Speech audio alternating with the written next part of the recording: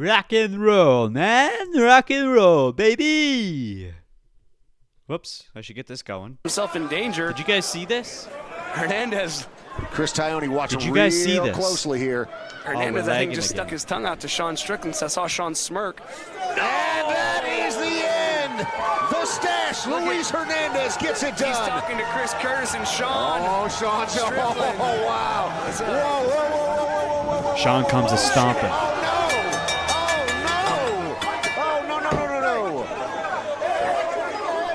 Yeah, I saw him sticking his tongue out at Sean. Oh, yeah, that's way out of line, though, man. You can't. Come on. That's way out of line, buddy.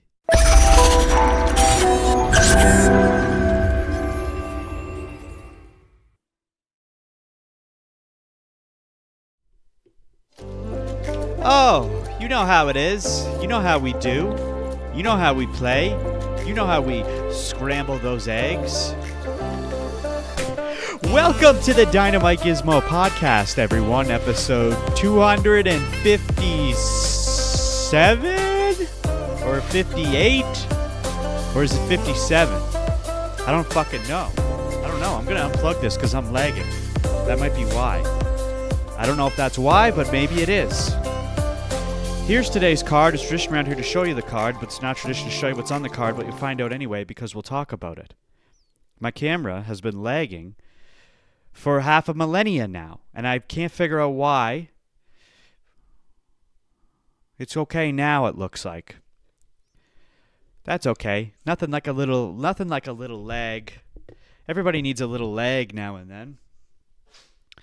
So we just had UFC 317. It's all over. It's all ogre now. And it's too late to talk about it because it's a Wednesday. It's lagging, isn't it? It's fucking lagging. I don't like that. What's going on? Is it time for a new computer already? I just got one a couple of years ago. A year and a half ago. I don't need a new computer. Come on, guy. I just paid it off. I think we're just running through some issues here, but that's okay. We can fucking fish it through, can't we? It's Fisher Price, people. We just had UFC 317 and we had some shit go down. Ilia Topuria knocked out Charles Oliveira just as we all thought. Pantoja keeps dominating just as we all thought. But we're going to talk about Topuria. We're going to talk about the Flyweight division. And then we're going to end off with a little secret spice. Something I'm going to sprinkle onto you guys that you might have already seen, but I'll sprinkle it again. And you can't stop me, Gregory. You can try, but I ain't going to let you. And it's hot. It's a hot day in the Canadian wilderness today. I tell you what, it's a hot one. 30 degrees Celsius, which is about, I don't know what, in Fahrenheit. For all you American nutbags out there. Figure it out. Okay? And even if you do figure it out, if you live in California or Las Vegas, you're going to say, oh, 30 degrees is nothing, dude. 30 degrees is nothing. But I don't give two shits, dude. Let's go on to our first topic of the day. Shall we? We got some déjà vu in the Octagon, my friend. Déjà vu. It's like I'm walking down 2016 all over again. Great year, by the way. Great fucking year. Now, if we flip the script back and go back to that year, some would argue that the McGregor era was the greatest in UFC history. And that's the 2016 era that I'm talking about. The hype that man brought to the sport was unmatched. It wasn't just electric, it was cultural. The whole world was involved with McGregor. He pulled fans in who didn't even know what MMA stood for. I'd put myself into that category too. I'd have to agree Conor McGregor made this sport truly something special. He's definitely one of the reasons why I follow it to this day. And for the longest time, we all said the same thing.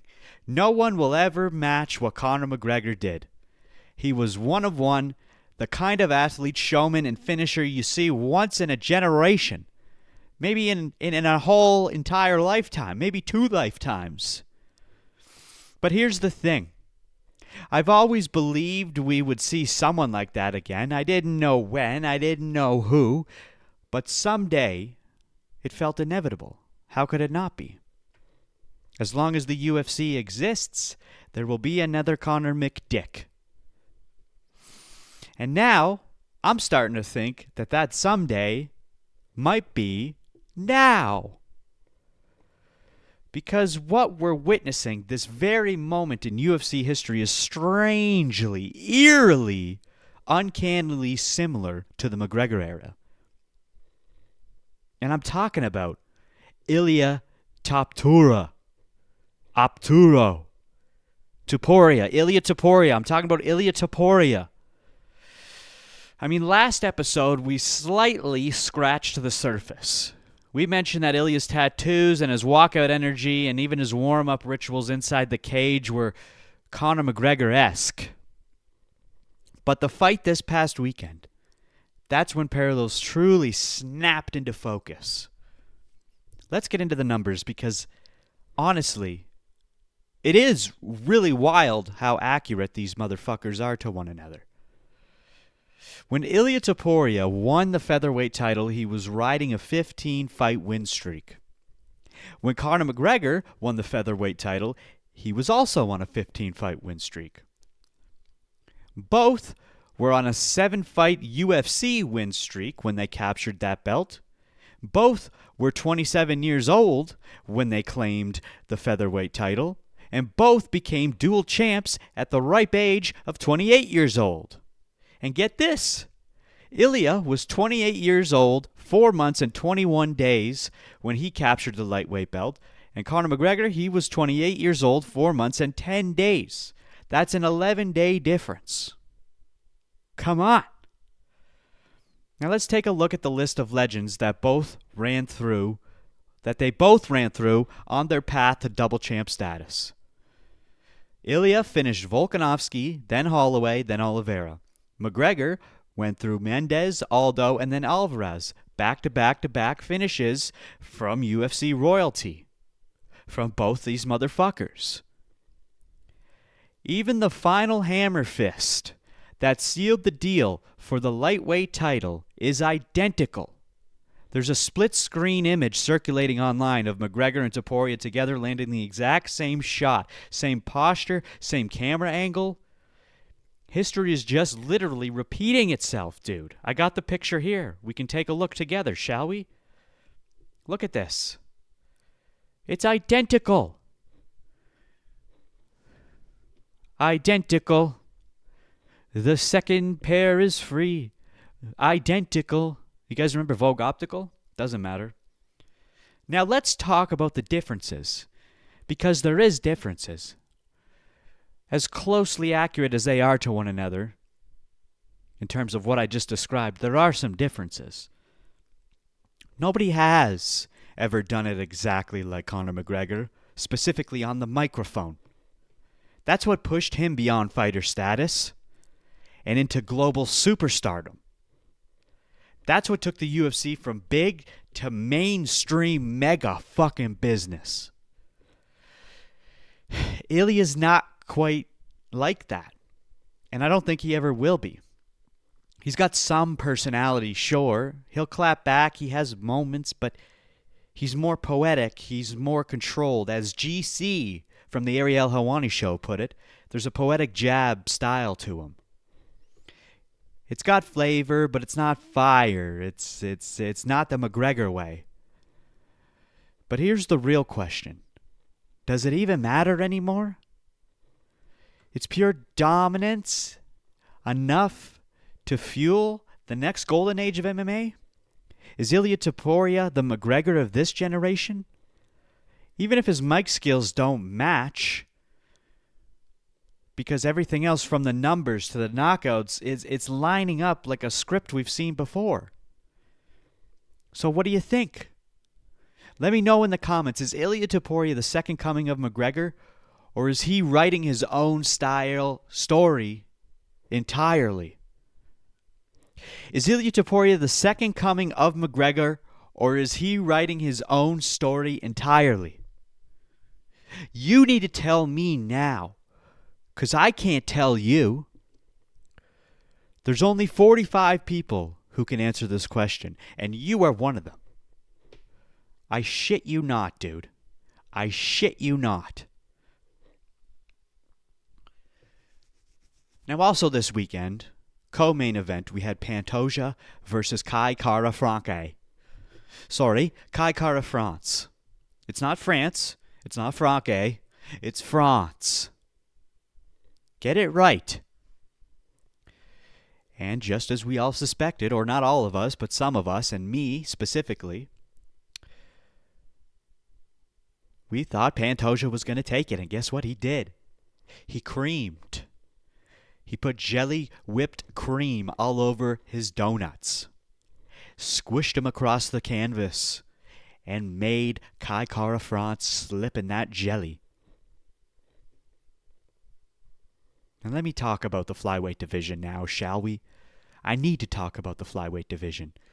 I need to.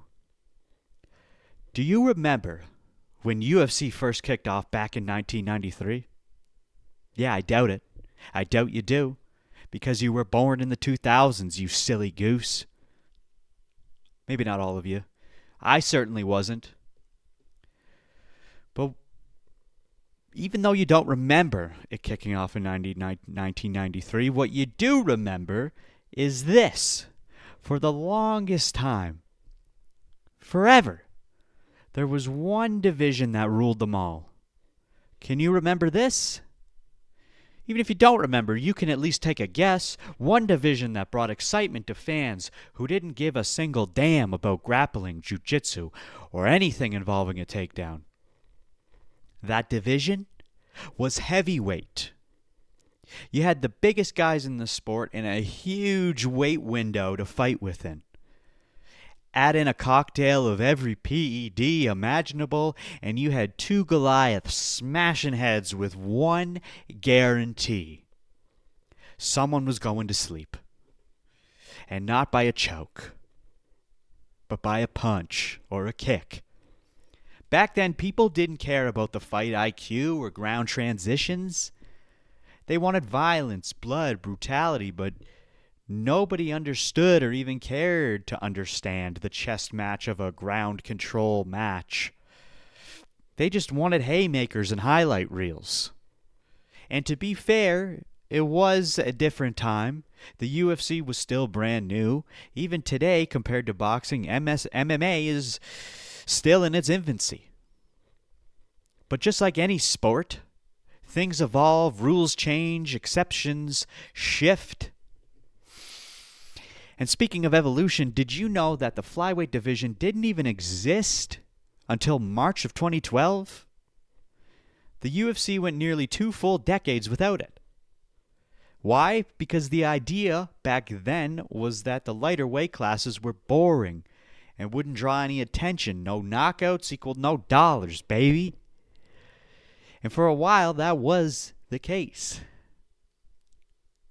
But here comes Demetrius Mighty Mouse Johnson, the first UFC flyweight champion. He didn't just introduce the division, he dominated it. 11 consecutive title defenses, the longest running streak in UFC history. 6 Performance of the Night bonuses, 3 Fight of the Night bonuses, and some of the cleanest, most technical submissions we've ever seen in the Octagon. But despite all that, the world just looked away. Even Mighty Mouse himself said on his own podcast that one of his producers used to leave the bar or change the channel when Mighty Mouse was headlining a UFC card. There was no hype. There was no marketing. There was no buzz. It was like he was fighting in the shadows, appreciated by only the hardcore fans. And even then, it was a niche crowd. But now, things are shifting. We need to look at this past weekend. The heavyweight division, it's shrinking, literally, with only 30 active fighters. It's the smallest division in the UFC right now. And most of them, they're chunky and they're slow. And they're not on PEDs anymore. The division's not just thin, it's sluggish. It's thin in the sense that there's not enough fighters, but it's thick in the sense that the fighters are fat. That one super fight that we were all banking on, John Jones versus Tom Aspinall, that's gone. And let's be real, Aspinall is the only exciting hope that we have left in the heavyweight division. Meanwhile, the flyweight division is booming. Pantoja is on an 8-fight win streak, with 4 of those being title defenses. The skill level, the speed, the fluidity, it's all finally being noticed. Yes, Demetrius did it, but no one noticed or cared because they didn't have this mindset. Sure, you may not get a walk-off. You may not get walk-off knockouts every weekend like you might at heavyweight. But in flyweight, you get blistering speed, unreal scrambles, elite-level submission, and just nonstop action. There's always something going on. It's hard to keep up. MMA has evolved. Even the casual fans are starting to understand that the sport isn't just about knockouts anymore. It's about the craft, the technique, the pace. And when you really get it, flyweight becomes one of the most thrilling divisions in the UFC. And honestly, I think it might be one of my favorite divisions right now. I'd put it in top 3. I might even put it in top 2. Not only did we just witness an amazing flyweight event this weekend, but just take a look at Joshua Van himself. Joshua Van versus Brandon Royval.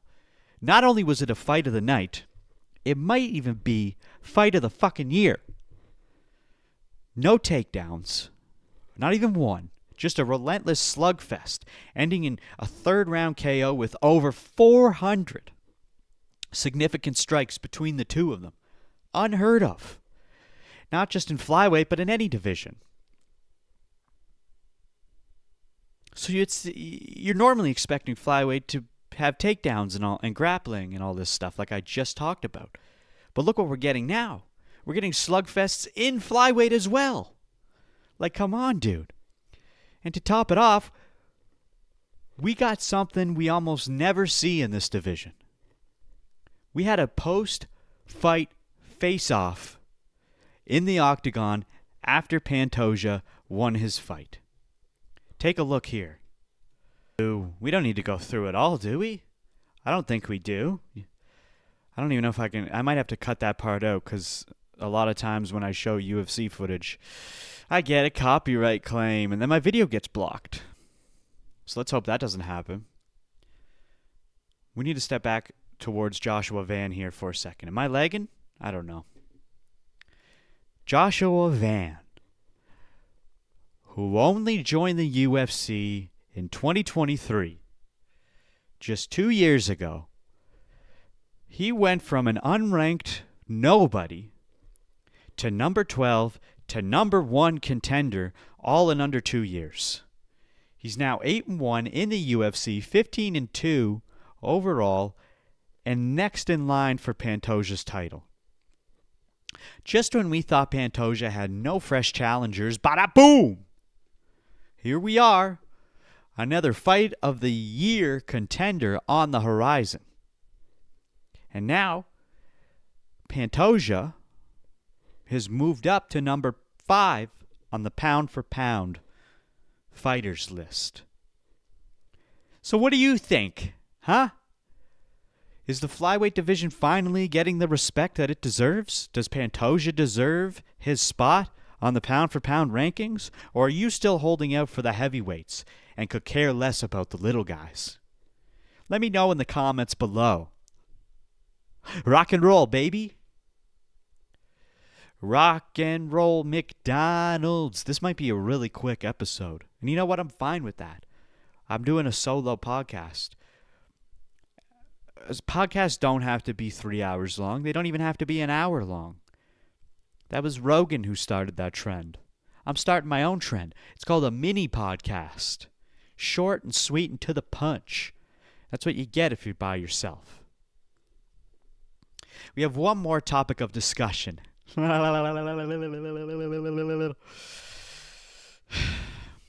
Dricus, as Sean Strickland likes to say. Even though his name is pronounced Dricus, I do believe. But Sean Strickland loves to say Dricus, doesn't he? Dricus spilled some beans the other day. I can't believe he spilled them like this. I don't know if he's going to get in trouble or if what he said is even true. But he leaked. And one other thing, this upcoming weekend, there's no fights. It's the first weekend since May we had no fights. Kind of weird, right? It feels off not having anything to watch or keep an eye on. But hey, sometimes it's nice just to take a breather. Reset the brain a little bit.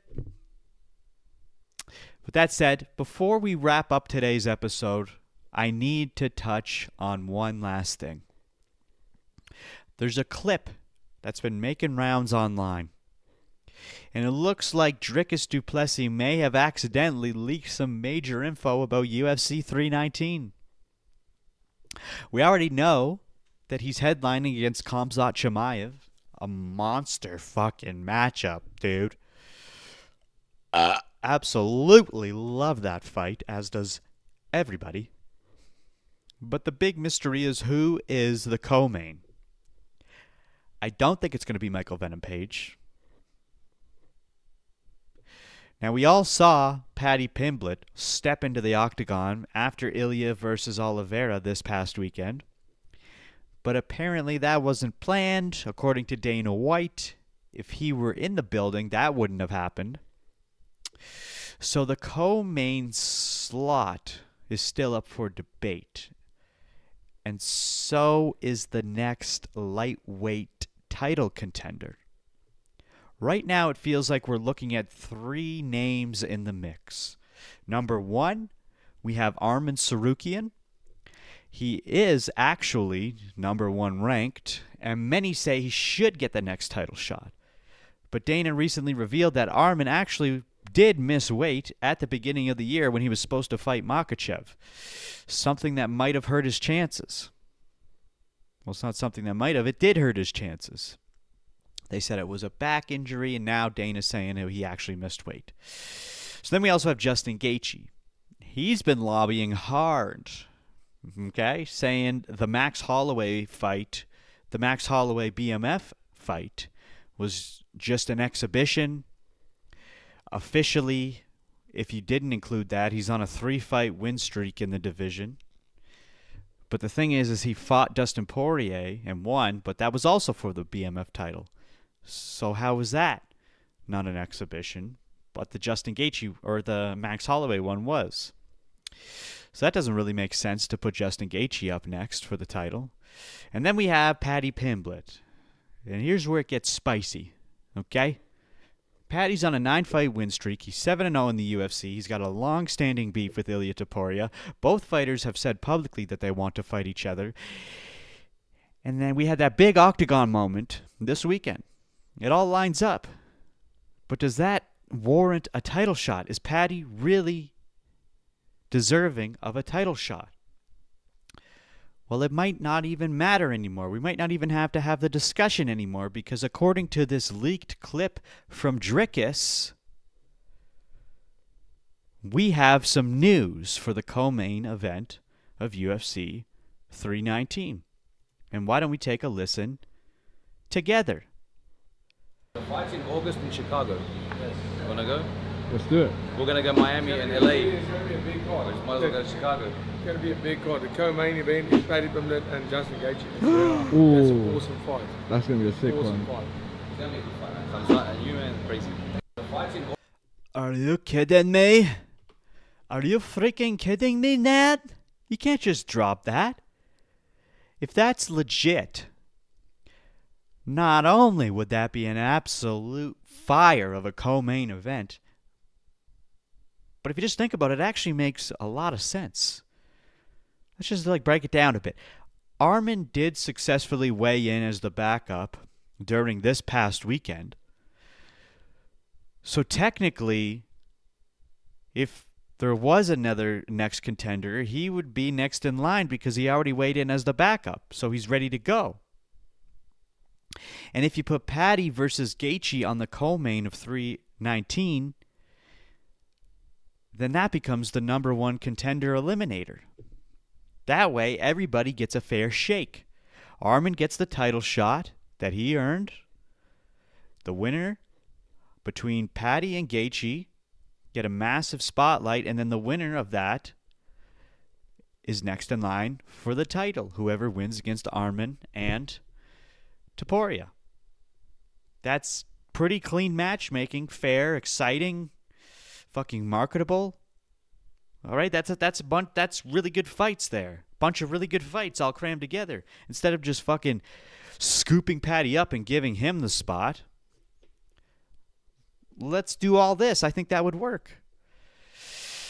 And let's be real. Like, if anyone has inside info, it's probably the dude headlining the event, Dricus du Plessis. But who knows? What do you guys think? Is Dricus full of shit? Or did he leak the co-main event for 319 before anyone else could? Let me know in the comments, baby. This episode's not even 30 minutes. Quickest fucking podcast I've ever done. Gobble, gobble. Gobble. Gobble, gobble. It was Canada Day yesterday. It was the day of Canada. And in a couple days, it'll be the day of America. I hope you're celebrating spectacularly. I hope you are going to get hammered. I hope you set off some fireworks and have a nice barbecue. Because you Americans are lucky. You get the 4th of July on a Friday. We got Canada Day, the 1st of July, on a Tuesday.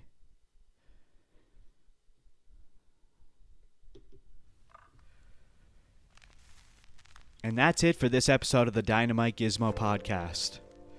Remember, folks, please like, comment, subscribe, hit the bell. If you want to, you don't have to. Look. You see this? Where is it? Right there. Do it. Go ahead. Don't be shy. Bye.